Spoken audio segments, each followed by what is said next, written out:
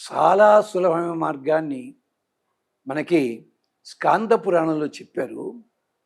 పిల్లలెవళ్ళు ఆడుకుంటున్నట్ట గోళీలు చిన్న గుండ్రటి రాయి పెట్టి ఆడుతుండగా ఓ పిల్లాడు అన్నట్ట, ఇది శివలింగంలా ఉంది, దీని చుట్టూ పరిగెడతా అన్నట్టే. వాడు పాపం స్కాంద పురాణంలో ఉంది. వాడికి అద్భుతమైన ఫలితం వచ్చింది. అంటే శివరాత్రి నాడు ఎన్ని గొప్ప పనులు ఉంటాయో చెప్పడానికి ఇది ఉదాహరణ. కంగారేం లేదు, మీ ఇంటిలోనే ఉండండి.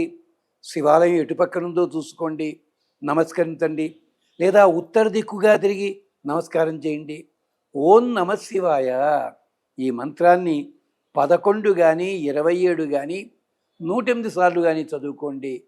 మీరు ఒక గ్లాసుడు పాలు, పచ్చివి కానీ కాచినవి కానీ, శివార్పణం అంటూ మీరు స్వీకరించండి. శివరాత్రి ఫలితము మీదే. ఇంకా కావాలంటే శివపురాణం చదవండి.